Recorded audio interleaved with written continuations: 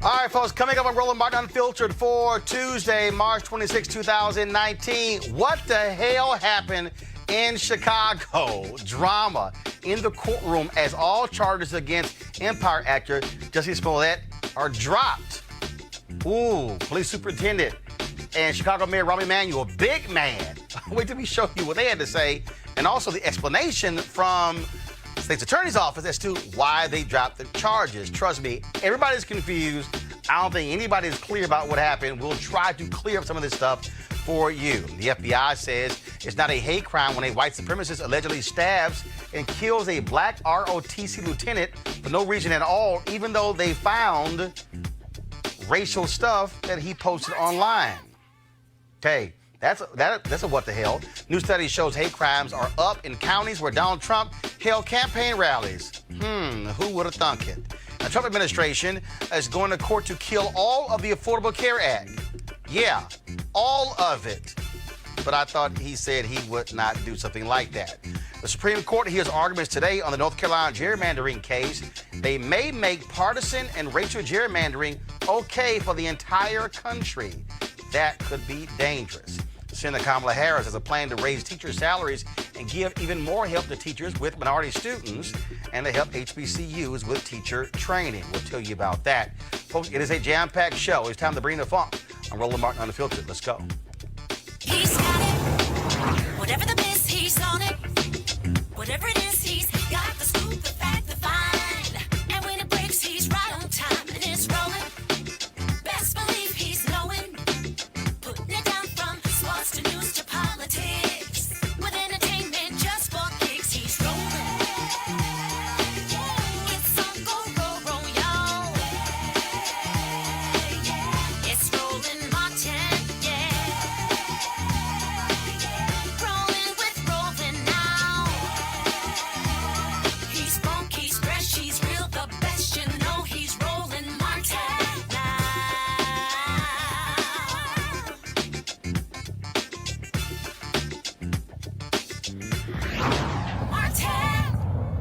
Wild day in court in Chicago this morning. We got to notice an emergency hearing. Jussie Smollett heads to court.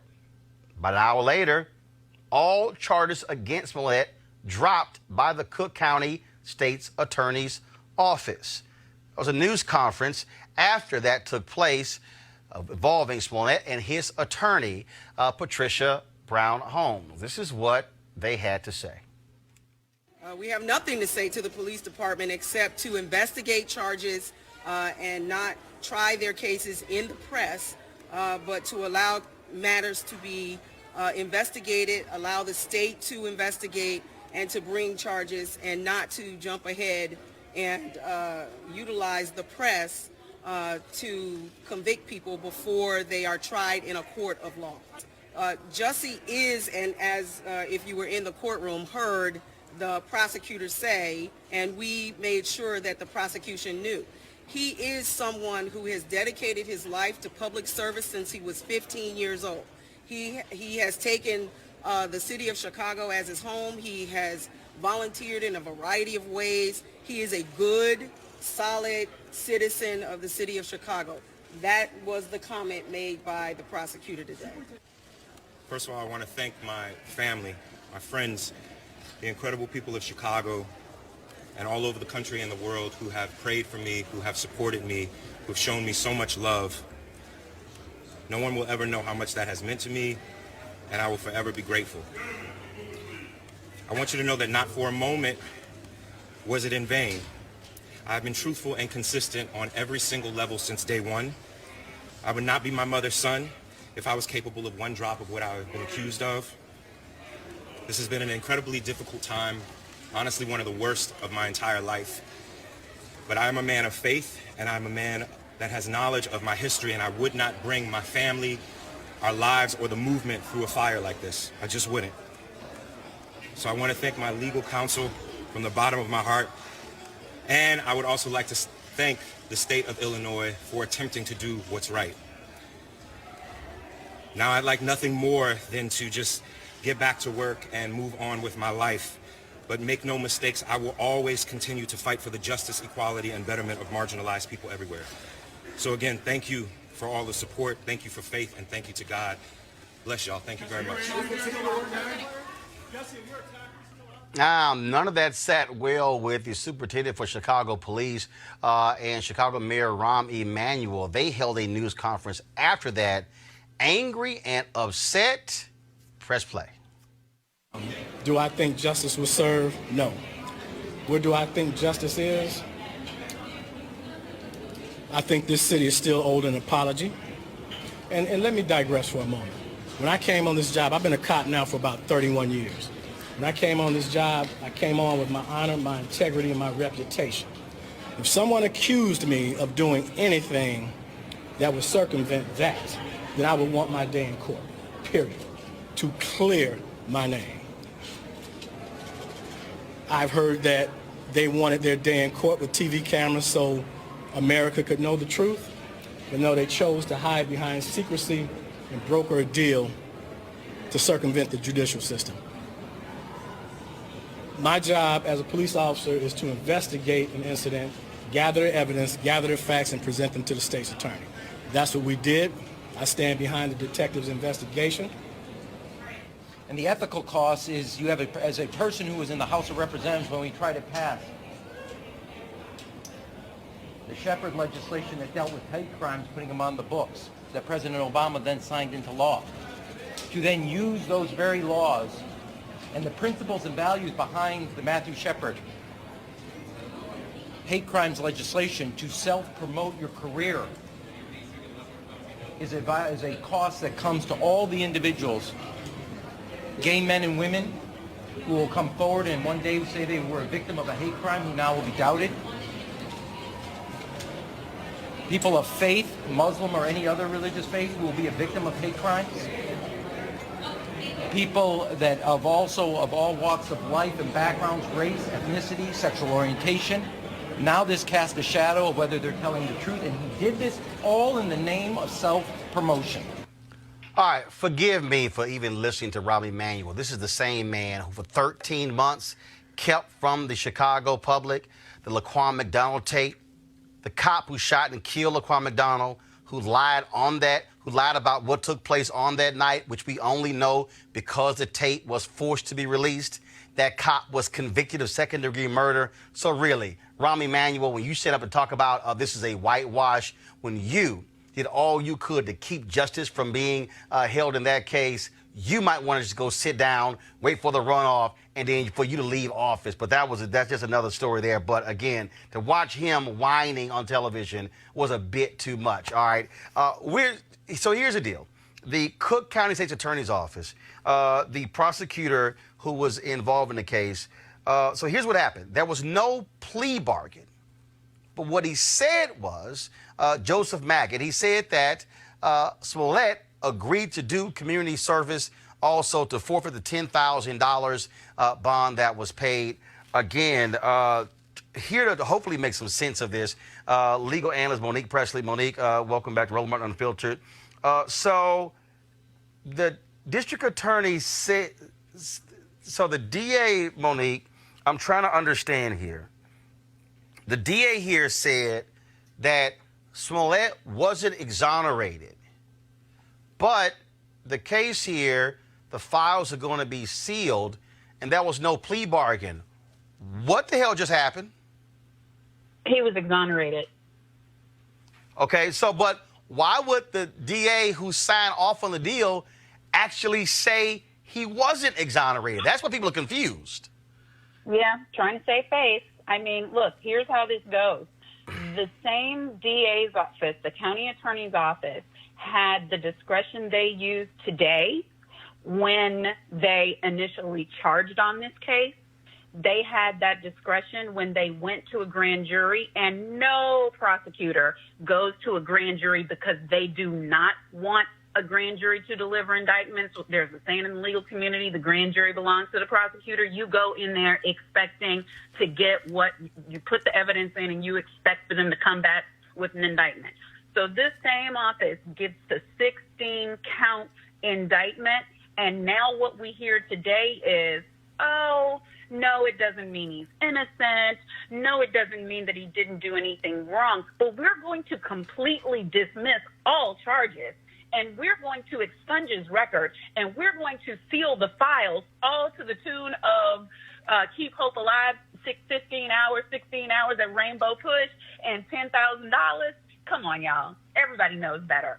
Their case fell apart. We may not know where it fell apart. We may not know whose fault it is. But I tell you what, the fact that they did not tip off Emmanuel and they did not tip off the police tells me a lot about whose fault it probably was. So, Chicago Police Union, they want the FBI to investigate Kim Foxx and Jussie Smollett. You have the area detective who oversaw the investigation. He tells the Chicago Sun-Times, we were absolutely prepared to go to trial. We were rock solid. We were excited to have this case prosecuted. And you're saying that clearly the evidence that they procured fell apart. You had Ronnie Emanuel at the news conference saying only a sliver of the evidence was presented to the grand jury, not a lot, and that they had a lot more to present. Right, but the prosecutor, I guess it's Regetz, I don't know how to correctly pronounce his name. It was his decision, first of all. It wasn't Kim Foxx's, and he was clear that she was recused and she had no part to do with the decision. So this whole blame the black woman thing that they're trying to get going now, that's going to fail. And he's a 23-year career prosecutor. And then it doesn't matter if the police department thinks that they're ready to go to trial. When the police department finishes their investigation and hands over the evidence, it's up to the prosecutor to decide if there's going to be a charge and what that charge is going to be. And they choose what evidence they take to the grand jury. And then their investigators continue to investigate. So it could have been anything. One of the witnesses could have fallen apart. They could have found out that something was going on wrong with the interrogation in the police office. It could have been any number of things, but here's what I'm telling you, it wasn't. It was not the case that they just decided to get rid of this because it was overreaching. It was overreaching from the beginning. They knew that. This was a mess, an unnecessary mess from the beginning. But they didn't have to charge in the first place. And today they could have come out and said, well, we've reduced it to 3 counts. We've reduced it to 2 counts. We've accepted a plea for 1 count plus probation. We're taking diversion if he's clean for a year. They could have done a whole bunch of stuff that they did not do. So that tells me that something went very wrong on the Chicago government side of things, not on the Smollett side. I'm going to read another quote. This is the last one for you before I go to my panel here, because I know they can't wait to talk about this. According to the Chicago Sun-Times, again, First Assistant State's Attorney Joseph Maggots said the decision to drop the charges should not be interpreted that Smollett did not do what police and prosecutors have alleged, pay his assailants to fake the attack and then falsely report the incident to police. Quote, he said, also, nor did dropping the charges mean that Smollett was a victim of a crime, Maggots said emphatically. Quote, absolutely not. We stand behind the CPD investigation done in this case. We stand behind the approval of charges in this case, Maggots told the Sun-Times. They did a fantastic job. The fact there was an alternative disposition in this case is not and should not be viewed as some kind of admission there was something wrong with the case or something wrong with the investigation that the Chicago police did. Quote, it's a nonviolent crime. He has no felony criminal background. If you start looking at the disposition in the case, in every case you need to look at the facts and circumstances of the case and the defendant's background. Take it away. It's almost laughable though, right? Because like, I mean, on 1 count, he could have gotten probation. To say that it has to do with him having no criminal background, and for that, they are wiping it out like the arrest never even happened. I mean, it is a complete expungement. So when I look at something like that, it is quite obvious to me. And the way that they said, oops, here you go, to the police department and to the mayor, And that's why the prosecutor's office has discretion. That's why they are a separate branch, and they do what they're going to do. And you saw Rahm Emanuel said we have to work with them again, so he didn't want to poo-poo on them too much. But it is clear to me as day, there's nobody who's been in this business who would say that they would walk away from this much pressure, this much notoriety, and a 16-count indictment unless they did not believe that they could prove that case and win at trial. That's just the bottom line. And I don't know why that is, and we may never know because they sealed it. And I don't think they sealed it to help Jussie Smollett. They probably sealed it to help themselves. All right, Monique Presley, we appreciate it. Thanks a bunch. Let's introduce my panel. Thank you. Malik Abdul, Republican Communications Consultant. Darlene Somerville, White House Correspondent for the Associated Press. Dr. Jason Nichols, Lecturer, Department of African American Studies, University of Maryland, College Park. I have no idea what the hell. Malik, I'll start with you. Seriously, I heard everything Monique said. So did I. I heard everything. Everything that I've read. I read the same things. I still have no idea what the hell happened. Yeah, this is the past 24 hours have been really something as far as indictments or non-indictments are concerned.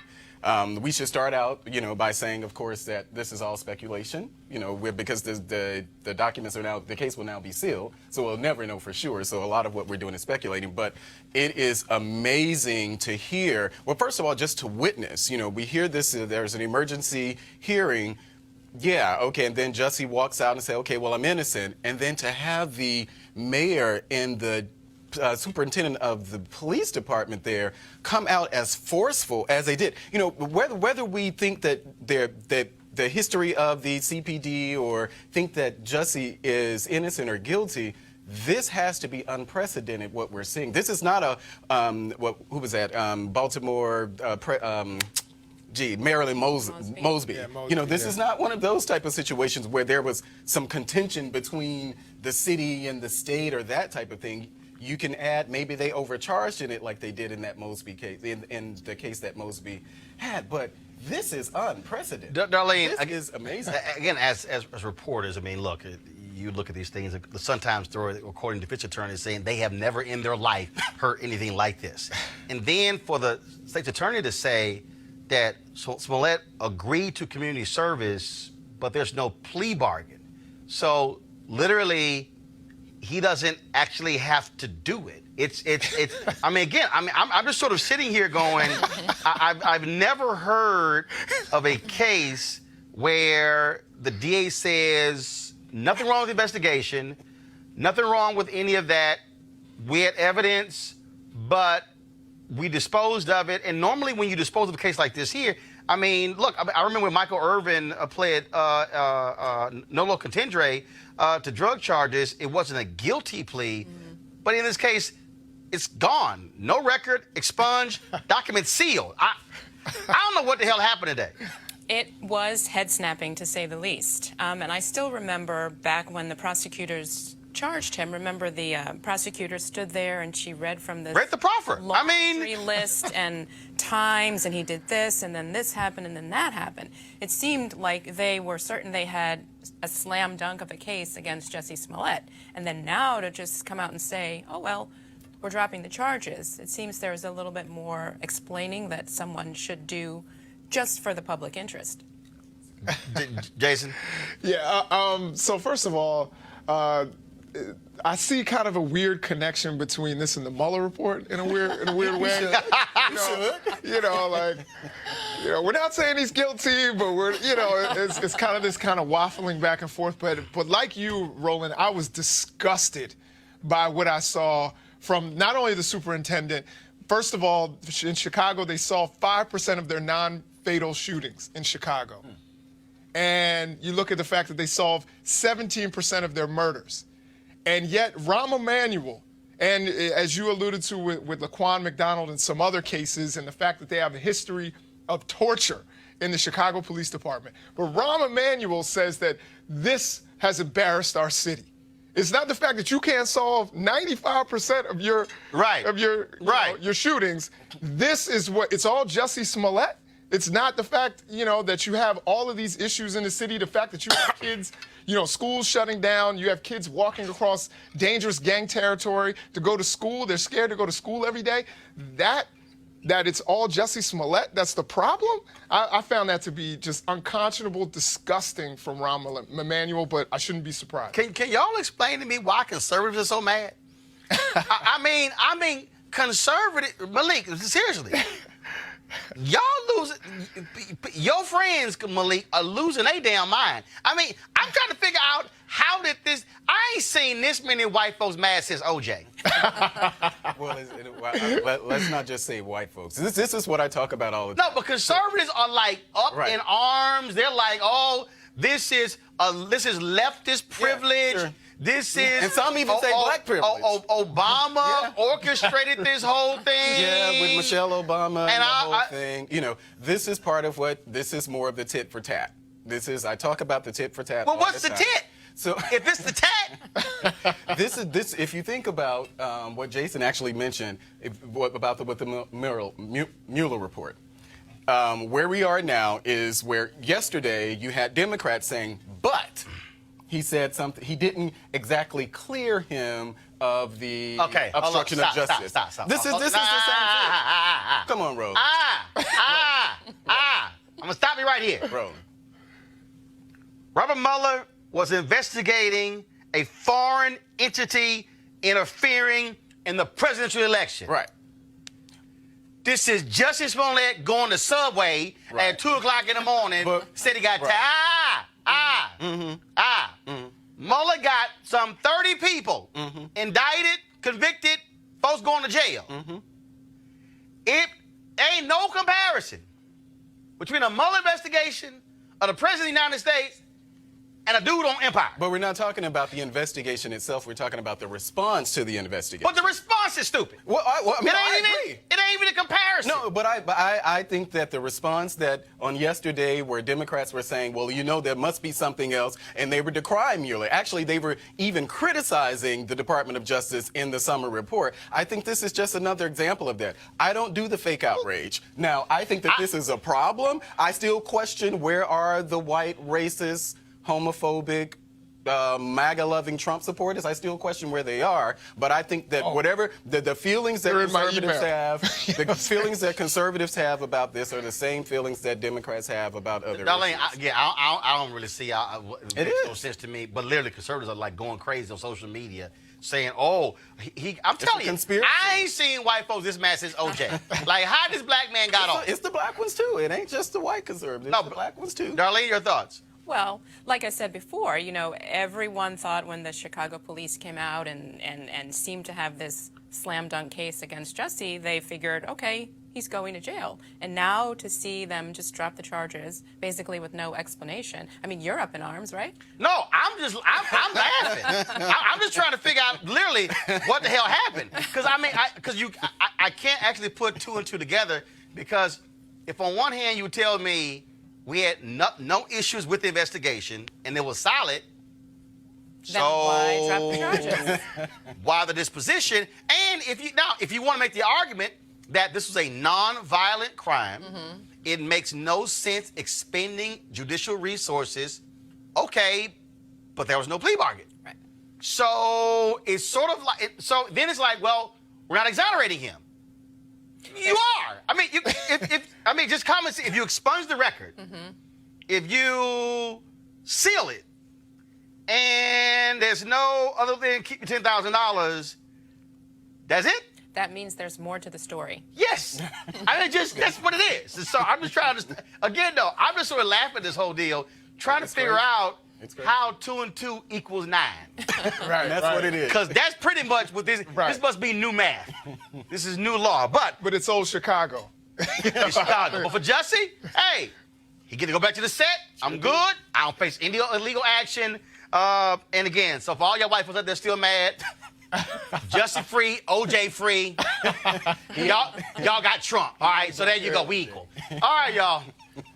We'll keep trying to figure out what the hell is going on. All right, y'all. New developments in the case of Lieutenant Richard W. Collins, Jr., who was fatally stabbed to death while waiting for a bus on the University of Maryland campus 2 years ago. According to police, a white man approached Collins and said, quote, step left if you know what's best for you.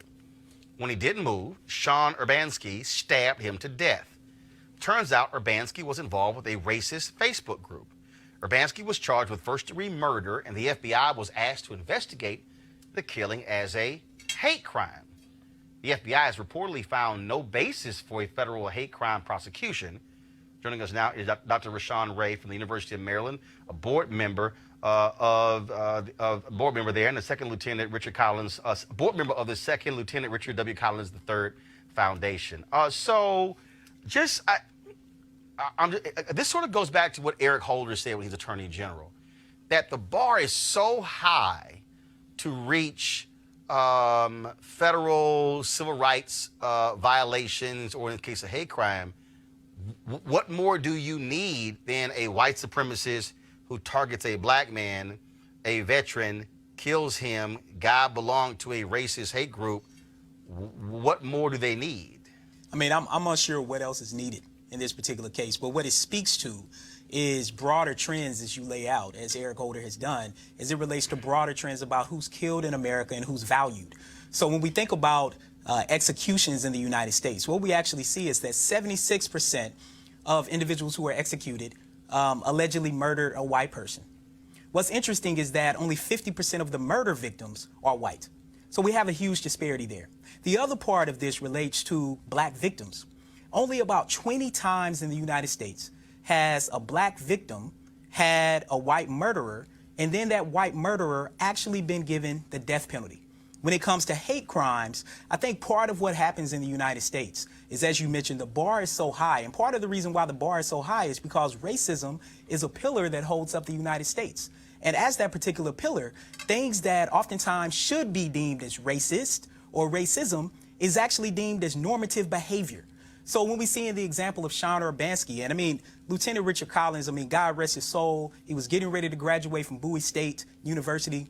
He was waiting for a vehicle to come pick him up with some of his friends. He was doing everything that he had been taught by his parents, who are wonderful people, who had raised him and his sister in a household that I think is oftentimes a beacon of hope for a lot of people. They did everything right. He was getting ready to go serve his country, and yet and still, before he could actually go overseas to help protect the United States, he was taken out by white supremacists at the University of Maryland in a space that was supposed to be safe for him. What is the status of the Urbanski case? The status of the case currently is that it is ongoing. It hasn't went to trial yet, but there was a recent development in the sense that they're not going to seek the death penalty in the case. I think what becomes clear to people in the state of Maryland, in Prince George's County in particular, in Bowie and College Park, as well as around the country. He tells him, step to the left, If you don't know something's going to happen, and he kills him. Not seeking the death penalty? So what's interesting about this particular case, when they dug into Urbanski's history, what they found was that he was part of online white supremacist groups. So not only was it about telling him to step to the left, that it was a deliberate act, but it's also the fact that he had white supremacist ties. And so the fact that a hate crime would not be something that would be pursued, to me, is unfathomable, given what we know about this particular case and given what we know about hate crimes more broadly in the United States. Does it make any sense? No, it doesn't. He and I are colleagues, Dr. Ray and I, and everybody was shaken and hurt by this murder. It was, he was a Bowie State student, but still a part of the university system of Maryland. And it really hurt all of us. It hurt I even spoke to police officers, and they were traumatized by what had occurred.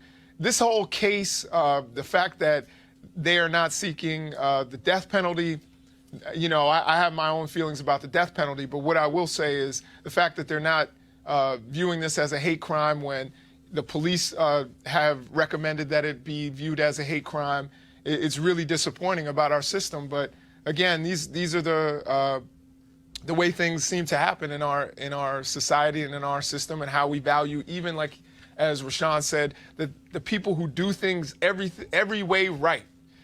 So first we see a lot of young black people. People say their lives don't matter because of some choices they may have made when they were younger. And so you blame them, you say that they're thugs, but you have someone who actually did everything the way that the system says it's supposed to be done, someone who is serving his country, and you take him out and you don't value him enough to give him full justice. I think it's despicable, and we hope that he gets Sean Urbanski faces the full brunt of the law. Darlene, this is one of those cases again that is quite perplexing to black folks. White supremacist kills black man, not only not facing federal hate crime charges, but not even seeking the death penalty. And when people talk about two different justice systems, this rings loud and clear. It does. One question I would have, though, is I'm not too familiar with the case, but did Maryland say why they're not pursuing the death penalty or hate crimes? You know, part Did of they what's give any been reason or justification? You know, part of what's been interesting about this case is the lack of information to the public, even the lack of information to people who are close. And I find that extremely troubling in a county that is majority African American, that is the most affluent African American county in the United States. And yet and still, this is something where people have to pry and ask, what is the status of this particular case? That happened at the flagship university where Dr. Nichols and I happen to work. People shouldn't have to wonder what's happening. Things should be very transparent. And unfortunately, that hasn't happened. And I think that's what's highly problematic as well. And this should have been nationwide news as well. You know, the fact that it was so localized, at least it seemed like to me, I was expecting perhaps even the president to weigh in, but, you know, we know who we have as president. But, you know, I would think that this would be nationwide news, the fact that someone who is a college student about to be a college graduate, someone who is serving his country, gets murdered in cold blood on a college campus. You would think that this would be huge. This would be something that people are discussing. And, but only on the Roland Martin show and a few other places. No, it's no shock to me. Yeah, but I think it goes back to what you said at the beginning about the high bar to actually prove a hate crime. And it seems like that's where we are. You know, this is a different situation, even if you believe that Jussie Smollett, that there were people, you know, you had epithets involved in that. So there was something that people could connect to it, even though with the history of this guy, you know, his white supremacist history or whatever, whether or not that factored into the commission of the crime. And I don't know if they proved that. And so that may be why we're not seeing at least the hate crime portion of that, because it's such a high bar. I would imagine that that's. I mean, what's interesting to me, like I always kind of think, what else do we have to have? So you have the person, Sean Urbanski, admitting to the murder. They have the evidence. They have direct links with him being part of white supremacist groups. I mean, I think part of what it speaks to is that unfortunately, white supremacy and racism are normalized in our society. So that bar we talk about, we can be very deliberate about what we mean by that bar. And I think part of highlighting it is the fact that Lieutenant Richard Collins, Second Lieutenant Richard Collins, hasn't really even been acknowledged formally by the military, whether that be at universities outside of Bowie State or even nationally in regards to giving him his proper credit. And I think that's something that really needs to happen. Right? Yep. Yeah, he was a veteran. Yeah. All right, Dr. Rashawn Ray, we certainly appreciate it. We're certainly glad to be able to highlight this story and elevate it. And we'll keep watching it. Thanks a lot. Thank you. All right, folks. I don't think there's much controversy, at least on this show, that Donald Trump's rhetoric inspires white supremacists and white domestic terrorists. Two professors and a graduate student from the University of North Texas in Denton, Texas, did a study to see if there was a correlation between Trump's racist, homophobic, anti-Muslim language and hate crimes. They looked at all the counties where Donald Trump held rallies in 2016. Then they looked at hate crimes in those counties and compared them to similar counties that did not host a Trump rally. Their findings were published in the Washington Post. This is what they discovered. They found that counties that had hosted a 2016 Trump campaign rally saw a 226% increase in reported hate crimes over comparable counties that did not host such a rally. Now, again, when you talk about these rallies, these hate crimes rallies, these not hate crime rallies, these rallies of Donald Trump and mostly white people, you don't see many black people at these rallies. You see him hyping folks up. You see them upset, mad as all get out, of course, with the media there as well. Let's go to our panel here. Darlene, I want to start with you. What do you make of this really interesting research where they simply looked at the numbers? Well, it is interesting, but there is already this perception that the president's rhetoric, things he has said, or continues to say about immigrants, for example, Mexicans, Muslims, that the rhetoric that he uses does give people who oppose immigrants and people of different religions some sort of comfort to kind of go out and act on their views. So it is interesting to actually see that someone has crunched the numbers. Malik?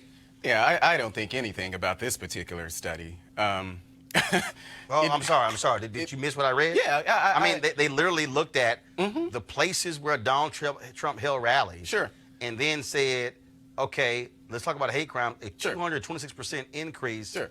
That says a hell of a lot, the places where he holds rallies and people who are also supporters of him. Yeah, but we know how studies work. So if someone wanted to have a study, and at the end of that study find out that crime is bad in cities where Democrats are in charge, crime is bad in black communities where Democrats are in charge, or largely black communities or something like that, it's easy to actually prove that. So I think this is what similar. What the hell are you talking about? Meaning that if someone wanted to do a study to prove that crime is bad in inner cities as opposed to rural cities, there's actually facts to actually prove that. Well, how about these facts? Yeah, where Donald Trump held rallies in 2016, there's a 226% increase in hate crimes. The article argued correlation, not causation. So that's what the article actually argued. Okay, I don't think much of the can you study go at ahead? all. I don't know think what much the of hell the Malik study talking at all. about. I mean, what does that mean? Doc, go ahead. I don't know what he's talking about. To me, I think it's very clear what the study is saying. It's saying that, and something that we all can see visibly, that the president, with his rhetoric, with things that go on at his rallies, them attacking cameramen and people who are pretty neutral in this situation, that, people get fired up and they're willing to go out and commit violent acts. This is one of the reasons why people believe Jussie Smollett's story in the beginning was because of the fact that there's so much violence because of Donald Trump? At Trump rallies. No. What it speaks to, here's what it speaks to. What it speaks to is that what Donald Trump has to say to that constituency correlates in terms of how they actually behave, even not at a rally. That's what it speaks to. What it speaks to is that the people who he's appealing to are the people who are actually more susceptible to actually do this type of thing. Is it shocking that Donald Trump is speaking to people who are largely anti-Muslim? I'm not done. That he's largely speaking to people who are anti-immigrant, folks who are largely anti-black? Who are largely anti-gay? That is his base. Yes or no? No, I don't think that's his base at all. I'm his base. That's not his base. I'm his base. No, you're not. You're his base. No, you're not. I disagree with that. How am I not his base? Hold up. Let me be real clear. Walk your black ass into a rally with what's on your head and see how you get responded. No, I've done it. I've walked into Trump Hotel with it. I've attended. Trump Hotel is different. We ain't talking about Trump Hotel. I'm on TV with it. Hold up. Retweeted with this same goofy on my head. What Trump rallies? There's a reason for that. I've never felt any fear, whether it was the Moore rally that I attended last year. The what rally? The Moore rally, the mother of all rallies. What was that? That was last fall, I think. Where was that? It was in D.C. Oh, hell no. No, Malik, no. I got to stop you right there. Malik, I got to stop you right there. Malik, I got to stop you right there. No, Malik, hold on one second. No, wait. I got you. Malik, we ain't talking about a rally in D.C. Anywhere. No, Malik, you know doggone well, if you roll up into a rally in Indiana or Mississippi. Or Charlottesville. A Trump rally with that on your head and you being black, they ain't going to say, what up, my Republican brother? They going to say, what the hell are he doing here? I disagree with you. Yeah, okay, all right. I disagree with you as someone who's attended these type of Darlene, have you covered any of the Trump rallies? Yes, I've covered rallies since he's been president, and he's had quite a few of them. And had you covered any during the campaign? Not during the campaign. Give the folks a sense of what that room feels like and the folks who are there. Because when you look at the other media people, how when he goes in on media, have you been in that pen? Well, yeah. The press is usually corralled off in a pen in an area. And then at a certain point in his rallies, they go for about an hour, and he comes to the part where he talks about fake news, and then he'll point to the media, and then often what happens is the entire arena or wherever you are will turn and look at all of us, and they'll start chanting, CNN sucks or fake news or something like that. Any cussing, any... If there is, you can't really hear it over just the general commotion of the rally and what's going on, but there have been some uncomfortable moments. Would you call it a cordial environment?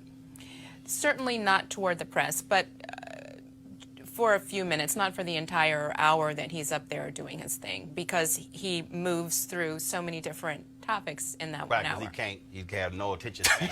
But also, we have seen other rallies. First of all, during the campaign, where there were black Trump supporters who talked about, Doc, how they got treated at a rally, because people were like, oh, you're not one of us. They were like, yo, chill out, I am. Right. They essentially, unless they were walking in wearing a MAGA hat and wearing a bunch of MAGA bumper stickers, it was kind of like you had to prove yourself. Right, absolutely. And again, from my home state, going back to some of the things that we talked about before, one of the known white supremacists, Matthew Heimbach, he was seen pushing a black woman at those rallies. We've seen all kinds of violence, but yet... Saw a brother get punched. Yeah, we saw a brother just get punched for just walking up and getting ready to walk out in front of the police, get punched in his face by someone. So this idea that, these people are just, maybe they're law-abiding in other aspects of their life, but when they get in that building, something turns on, and I think that can translate out for a small number where you see violence. For me, I don't think it's something that happens in that building.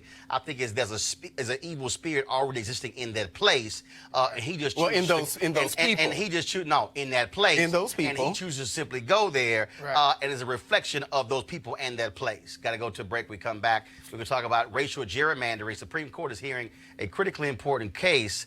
If they decide for Republicans in North Carolina, you could fully expect to see gerrymandering go crazy, like what we saw with voter suppression after Shelby v. Holder. This is Roland Martin Unfiltered. Back in a moment.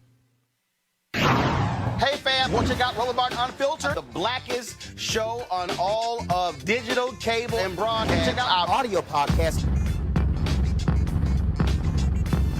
There's only one daily digital show out here that keeps it black and keep it real. It's Roland Martin Unfiltered. Press play. You're either going to help run it or they're going to run it for you. In order to get anything done in this world, we have to work with the system that's there. And you have to have the courage of your convictions. You may despise me, you may not understand my choice, but at least you can respect that I stood in it. If you are outside the mainstream, no one can push you aside any further. Life makes you jaded, and it hurts you, and it's painful.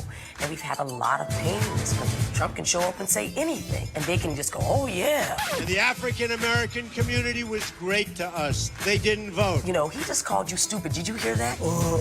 But he's for us. Really? And they were just regurgitating the things that they had heard on a radio or in the barbershop or something somebody had told them. They hadn't thought about it. Democracy is in danger because people don't know how to think. I'm done with trying to convince people to try to vote for their, for their life. You have to run for your life. I'm gonna go try to get people who are open to it and lead them. I'm done with hope. Fuck hope. Bye. That's good news.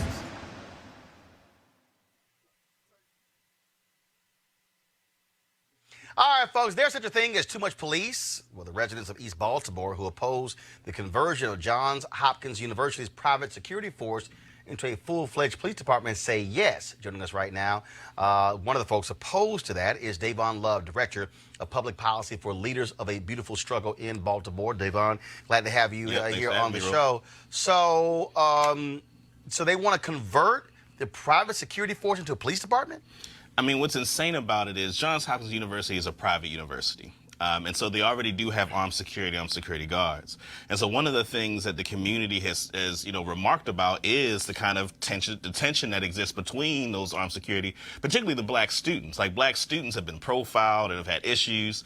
And so what's really, remarkable is the fact that Johns Hopkins, a private university, now wants a private police force. And what's really curious about it is that Baltimore City Police Department is currently under a consent decree. They just recently had, a tremendous scandal with the Gun Trace Task Force, where they had police officers that were robbing people, selling drugs, beating people up. And so this would be the police department under which this Johns Hopkins private police force would be monitored by, right? And so, the community obviously has issues with that. Why not fix the current Baltimore City Police Department and get that right before you consider developing a private police force? And the way that many folks in the community and activists see it, this is really an issue because, Baltimore's experienced an issue with high homicides. And so I imagine that a lot of the white student base that would normally come to a university like Johns Hopkins are scared.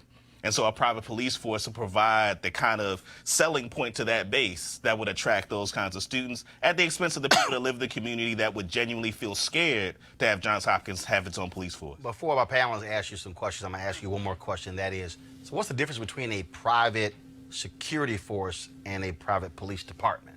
Well, so there are two very important distinctions. One is that this private police force would actually have the ability to detain people. And that's part of the issue. So right now, the security guards can't. Right, they can't. Right, they can't place you under arrest. And so typically, the way that it has worked in the past, as I've been told by, former security and police officers, is that typically the things that they handle are like, protecting people, making sure people are okay. And that if they come across the situation, they have a working relationship enough with the police department when they need the police, they call the police. It's like what happened at a department store. Exactly, exactly, Okay. right? And so the other thing that would be different that's really important is that they would have the liability that police officers have in terms of their ability to use deadly force. And so if you think about an armed security guard, they have to be much more careful about how they use force because they don't have the protections of the state. In this instance, the private police force essentially wants that cover so that if they have to use deadly force, they have the same protections that police have. Panelists, questions? No, I don't know how I feel about it. I've actually read about it, so I've heard some of the stuff that you said. Really, both arguments. Even now, listening to you, I still don't know where I fall on it. The idea that that they would be given that sort of authority that policemen have. I would be concerned about training, and I don't want to diminish private security that they're not trained or anything. But I have some issues with it, but I'm still woody about it. Go ahead. So my question is, we know that Baltimore City has high homicides. Have there been any crimes or homicides in particular, but any serious crimes that have been happening, or has there been a rise that has led to everyone or people talking about a private police force? Well, what's interesting is, Baltimore has had, this issue of high homicides really since 2015, right? There's been a spike since really the uprising. And so there have been a variety of different perspectives on how to address it. One of the things that's actually happened is that our state legislature and our mayor and city council actually have, and in both cases, looked to mandatory minimums, right? But has it hit Johns Hopkins University? That's like, have there been some serious crimes on the campus? Not anything that's any different than what the rest of the city experienced. Because I believe University of Maryland College Park is probably the least safe, university. You guys aren't in the university system, but still probably far less safe than students at Johns Hopkins. So it's just baffling to me that people want a private police force when there hasn't been an event that has caused us that leads to it, right? That leads to it. A part of the problem with the way that people talk about dealing with homicides and violence is that the fear oftentimes takes the rationality out of the room. And so what happens is that, and one of the things that's important to know about Johns Hopkins, the community in East Baltimore does not trust Johns Hopkins. They've gentrified, that area. Yeah. Lots of people have been displaced from their homes. If you look at Henrietta Lacks and the way that they've made billions of dollars off of the immortal cells of Henrietta Lacks and have not paid anything to the descendants and really to the community at large in any meaningful way, I think a big part of it is if you're going to have a private police force, you're going to give it to a university that has such a tenuous relationship to that institution. All right. Darlene, go ahead. Final Would comment. the private police force have jurisdiction just on campus, or would they be able to do things in the community, arrest somebody or whatever, off, So that's actually one of the scariest things about the bill. So the bill is actually going to be on the Maryland House of Delegates floor tomorrow. And what the bill does is that it does say that the police force would operate within areas adjacent to the campus, but it gives exceptions where the police department, Baltimore City Police Department, can authorize Hopkins Police to exercise policing authorities outside of that jurisdiction without any significant check, and the boundaries will be determined by an MOU that would happen between the city and the university and the police department. And don't forget, you had the DeBose shooting in Cincinnati, was a university police officer who shot and killed him, and that was one of the issues there. Dave Unlove, we appreciate it. Thanks a bunch. Yeah, thank you. All right, folks, we're going to a break right now. We come back, we're going to talk about Affordable Care Act and gerrymandering before the Supreme Court right here, Roland Martin Unfiltered.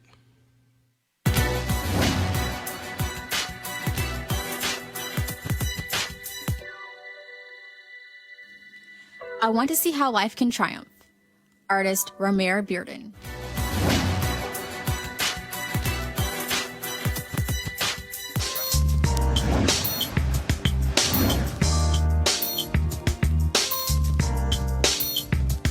All right, folks, HBCU Giving Day. Our university is Russ College, founded in 1866, located in Holly Springs, Mississippi. Trust me, Malik will not be going Trump on that campus. Notable graduates include Ida B. Wells, Ruby Elsie, Anita Ward, Leslie B. McLemore, Clinton LaSure, and many others. Support Russ College. Go to russcollege.edu, russcollege.edu.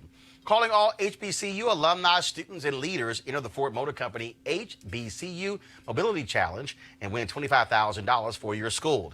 Building on their long-term support of HBCUs, Ford is looking to improve mobility in HBCU communities through innovative solutions. The winning program will receive a grant of up to $25,000 to implement their proposal. The deadline to apply is March 31st, 2019. Go to this website right here, fgb.life, for more information and to apply. Ford goes further in our community. We certainly appreciate them being a partner here at Roland Martin Unfiltered. All right, folks, California Senator and presidential candidate Kamala Harris is out today with a new proposal to raise teacher salaries by an average of $13,500 or 23%. But also in her proposal is an actual black agenda, extra money and support for teachers in schools, which disproportionately serve students of color, and extra support for teacher training at HBCUs. Now, let's see, of course, if the other candidates are going to join her in this. She's getting lots of support from folks about the additional money for teachers. The question whether or not, of course, will she, of course, be the Democratic nominee? And will that be sort of setting the pace for the other candidates? We shall see. We also will see whether education becomes a real topic in this presidential campaign. Unfortunately, too often it is not. That's also because the people who typically asking questions, folks in the media, their kids go to private school. That's why they don't ask about public education, just so y'all know. All right, folks, let's talk Affordable Care Act. Republicans cannot stand Obamacare. Also, that's what the Affordable Care Act is. They've tried their best to repeal and replace. Now a bunch of red state attorneys generals have sued to have it declared unconstitutional. A judge in Texas agreed, and the case is headed for the appeals court and most likely another round at the Supreme Court. And yesterday, of course, Donald Trump's Department of Justice said they agree with the judge and want all the law thrown out, saying they will not defend the Affordable Care Act. Now, of course, this calls for no coverage for pre-existing conditions, no kids and their families' health insurance until 26, no subsidies for coverage, and no Medicaid expansion. Millions of people would lose coverage. New York Times columnist and Pulitzer Prize-winning Paul Krugman tweeted out this chart to show what would happen in just one state that voted overwhelmingly for Donald Trump. New coal jobs, a few thousand. How many who would lose health insurance? 140,000. Darlene, I want to start with you. Utah, the voters there voted to expand Medicaid expansion. Republicans said, y'all know what y'all doing, so we're going to ignore that. Look, you cover the White House, and I got a security guard downstairs, a brother who's an African immigrant, and loves Donald Trump. And he keeps telling me that Trump has a health plan. I keep telling him, I ain't seen this plan you keep talking about that will replace the Affordable Care Act. Are you aware of an actual health care plan that Donald Trump has presented? Not yet. There is legislation in Congress. I believe it's sponsored by Senator Kennedy from Louisiana, and I think Senator Graham, Lindsey Graham. That seems to be one idea that the White House is looking at. But what you have here is the same situation that you had all those years ago when Republicans kept saying they wanted to repeal and replace. The plan is repeal and replace, but they have not yet come up with what they want to replace it. So they got a repeal and replan plan. They got a repeal and replace plan, but ain't got a plan if they repeal and replace. Right. Yes. There were some Republicans who were at the White House today to talk to the president about trade. They came out and talked to reporters. Some of the questions they got had to do with health care. Steve Scalise, who is from Louisiana and who's the second-ranking Republican in the House, talked about Republicans want to protect people with pre-existing conditions. They want people to have lower premiums. They want a plan that will lower premiums. So they seem to kind of know what they want, but they haven't stitched it all together yet in a plan that will help them get there. So, Malik, we should get rid of the existing plan in favor of a plan that don't nobody even know what it is, but just trust. Is y'all plan called Just Trust Us? Look, so the Republicans definitely have to get this together. I agree. You think? I agree with Donald Trump, believe it or not. I agree with Donald Trump, who said earlier today that this will be the GOP's health plan. What? He said the Republican Party will be the party of health care. Oh, sorry. Yeah, That's what he said. Yeah, sorry. He ain't present no damn plan. No, I'm not saying that he presented a plan, but the fact that he acknowledged that, now you can say, okay, well, he was just saying that to kind of buff his chest out a little bit, but the idea is that this will be whatever they come up with. Whatever they come up with and whenever they come up with it, this will no longer, we can no longer argue Obamacare. Why? We won't be able to argue Obamacare. I'm trying to this will be Trump care, this will be GOP care, this will be the Republican care. Whatever you want to call it, Republicans will own this health care issue. Do y'all know Democrats control the House, right? Yes. So how y'all gonna get that passed? I don't know, but my point is that the Republicans now will own this. Well, they actually did have a plan, and there was a Trump care plan, and that was the AHCA. They were trying to replace it. It was an enormous failure. Didn't work even under a Republican-controlled Congress. So, but you know, Donald Trump tried to stay hands off because he didn't want any accountability, just like he doesn't want accountability. And he still don't. Again, can I just see a one-sheeter? Right, exactly. They don't put out any. I haven't seen one. That's all I'm saying. But here's Totally the piece. agree. One of the reasons why you even have this particular lawsuit is because of, it all goes back to 2010, when Republicans flipped a number of state houses and legislatures and governor's mansions as a result. And then, of course, what happened after that, we saw 2 years later when Shelby B. Holder came before the Supreme Court that gutted a key component of the Voting Rights Act. And then we saw massive voter suppression. Well, that also was a result of political gerrymandering. Today, before the Supreme Court, the North Carolina districts went before. Now, here's the deal, y'all. North Carolina is a state evenly split between Republicans and Democrats. In fact, actually, there really are more registered Democrats in North Carolina than Republicans. But Republicans control 10 of 13 seats. That is nuts. Now, the Supreme Court heard that, and the map was drawn by the Republican legislature that a lower court said specifically targeted African Americans, Malik, with almost surgical precision. This case could decide whether partisan maps of Republicans and Democrats all over the country could be immune from challenges of selective voter disenfranchisement. Now, during oral arguments, the justices seemed to be split on ideological lines. Liberal justices asking whether drawing districts to help one party violates the one man, one vote standard.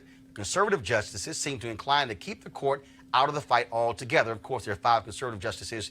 And on this deal, Darlene, I want to start with you. Anthony Kennedy was that critical vote where he said there could be a point where this thing had reached political gerrymandering and it was bad. The Supreme Court has been trying to stay out of this by saying we don't want to get involved with partisan battles, but it has reached the point now where you had in Pennsylvania where they threw out those districts. They threw them out. North Carolina Republicans filed suit. In fact, Republicans in Pennsylvania were so treacherous, they tried to impeach the state Supreme Court justices who actually ruled on it. That's how vile they were. In Michigan, the voters said we need to have an independent commission that draws lines to take this thing out of Republican and Democrats' hand, because the gerrymandering has got so bad. You look at Wisconsin, that case went before the Supreme Court. They kicked it back as well. Just your assessment of this issue and really how contentious it is, and how people really they hear gerrymandering but not realize this does have a direct impact on who represents you. It does, because it affects, the population count, the census is coming up, all of that determines federal money for different programs that goes to states. A lot of spending is based on congressional districts and so on and so forth. But you mentioned the point that last year the Supreme Court punted on some of these cases, and there's no guarantee that after hearing these arguments today that they will actually rule one way or the other. They could find a way out of it again. I think it's important to point out, I think one of the other cases that they're considering here is the Maryland gerrymandering case, where you're familiar? No, yes, I'm familiar. Yeah. I knew you were going to bring that up. That's why I knew it was coming. No, hold up. For the purpose of the audience, how extensive is gerrymandering in Maryland? Well, I think it was, one district, I think it was? Maryland's solidly blue. I think that particular case. It was one district. I think that I think it was one district. How many was in Pennsylvania? Whether the whole state? Whether it was one. How many? No. We should be concerned about this, right? No, first of all, again, for the purpose of facts. Okay. 10 out of 13 in North Carolina. So really the entire the entire North Carolina congressional delegation is impacted by gerrymandering. Right, but the SCOTUSs are still ruling on the gerrymandering case too in Maryland. No, I'm aware of that. Okay. No, but what I'm trying to show you is that if you actually step back, because North Carolina also has some issues, New Jersey does. If you look at which party... stop. No, hold on. You can shake your head. I'm trying to establish a set of facts, not offering an opinion. The facts don't lie. In terms of who has utilized racial gerrymandering and political gerrymandering to their benefit, I can show you Republicans in Pennsylvania, Republicans in North Carolina, Republicans in Wisconsin. I can go Republicans in Michigan. I can go down the line. So what I'm saying is, one of the reasons why Mitch McConnell did not want Merrick Garland on this court, because they understood that these cases were coming before and they needed that fifth vote to ensure these things stay the same. Well, go ahead with your one district. But Maryland is still one of the cases that the Supreme Court is. No, I got you. So just showing impact. But even though, and I don't think it's Wisconsin that they're considering. I see the previous. I just said, you didn't hear me right. I said the Supreme Court previously looked at Wisconsin, kicked the case back to the lower court. This case came forward because Republicans in North Carolina are now scared to death because they've lost the supermajority. There's now a Democratic governor, and they now are desperate because they can now lose. This is one of the final pieces of Republican leverage in North Carolina. Now they lost the supermajority, and because they also tried to strip the state Supreme Court of all of their power, because now it's now dominated by Democrats. But go ahead with your final comment. I am a quick study, so I am not going to argue with you about the number of states. That is very wise. The involvement. You are a very wise man. But what I will say, we do need to acknowledge that of the Maryland gerrymandering. Yes, absolutely. So that's something that we do need to acknowledge. I'm not going to win the which party does more. Because you can't win. No, you won't win. Because you know I'm not lying. So I'm not going to do that. Doc, final comment? Anything you want to say? Any topic, whatever, what you got? Yeah, well, I guess as far as gerrymandering and racial gerrymandering, we know that it's one-sided. So I don't think that there's much more I can say other than the fact that this is going to be, help our democracy, help the fact that, more people are enfranchised, whereas Republicans have historically, at least in the last 30 years and 40 years, been the party that has tried to take people's votes away through voter ID, through gerrymandering, through many other ways. Darlene? I just await the ruling from the Supreme Court in June. Oh, no. You can do a comment on anything you want. Any topic, just whatever, sort of like final comment on anything. Well, that's my comment. All right, go ahead. Go ahead and finish it. I interrupted you. Go ahead. No, I was just going to say I await the Supreme Court ruling in June or whenever they decide. Malik? I agree with Darlene. How about that? Gotcha. Final comment from me. I find it quite interesting that all of these speakers have went to AIPAC, and all of their conversations are all about Congresswoman Ilhan Omar, one freshman Muslim member of Congress who got so much attention at AIPAC. Sounds to me like hit dog hollers, don't you think? Now, how much conversation have you heard coming out of AIPAC about the massive shooting that left nearly a dozen folks dead in Pittsburgh? Little. How about the rising anti-Semitism all across the country? Little. How about the increase when you talk about hate crime attacks all across the country? Little. But if so much attention has been focused on Congresswoman Ilhan Omar, maybe it's because she might have had a point. See, when you spend that much time and energy trying to tear down one person, sounds to me like you are scared of who she is and what she has to say. Maybe that's why she's become the piñata at AIPAC. So maybe they might want to look at what she had to say, because sounds to me like y'all are really concerned that she might gain traction in calling attention to how much influence you have on the U.S. Congress. I'm just saying. All right, folks, you want to support Roland Martin Unfiltered? Go to RolandMartinUnfiltered.com. Join our Bring the Funk fan club. Every dollar you give goes to support this show. Also, those of you who have given on YouTube, we appreciate that. You can give there as well.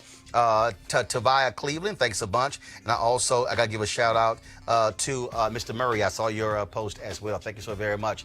Folks, tomorrow I'll be broadcasting I'm off tomorrow. Tomorrow I'm in New York for the T. Howard Foundation Diversity Dinner in New York. I will, of course, have an interview, though, with Lee Saunders, of course, the president of AFS-CME, about some interesting numbers about the impact of the Janus decision on union workers. You don't want to miss our conversation.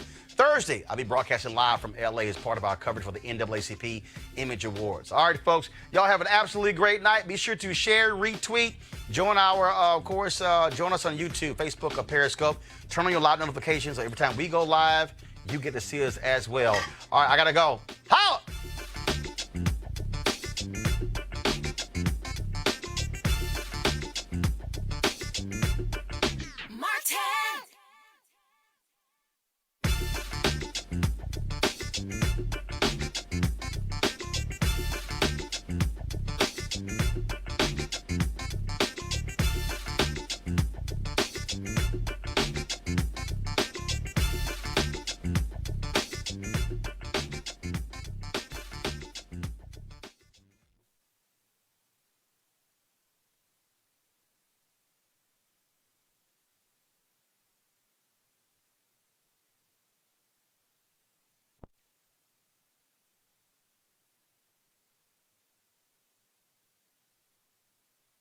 You want to support Roland Martin Unfiltered? Be sure to join our Bring the Funk fan club. Every dollar that you give to us supports our daily digital show. There's only one daily digital show out here that keeps it black and keep it real as Roland Martin Unfiltered. Support the Roland Martin Unfiltered daily digital show by going to RolandMartinUnfiltered.com. Our goal is to get 20,000 of our fans contributing $50 each for the whole year. You can make this possible. RolandMartinUnfiltered.com. You want to check out Roland Martin Unfiltered? YouTube.com/Roland S. Martin. And subscribe to our YouTube channel. There's only one daily digital show out here that keeps it black and keep it real. It's Roland Martin Unfiltered. See that name right there? Roland Martin Unfiltered. Like, share, and subscribe to our YouTube channel. That's YouTube.com/Roland S. Martin. And don't forget to turn on your notifications so when we go live, you'll know it. Hey fam, want to check out Roland Martin Unfiltered, the blackest show on all of digital, cable, and broadcast. Check out our audio podcast. There's only one daily digital show out here that keeps it black and keep it real. It's Roland Martin Unfiltered. Press play.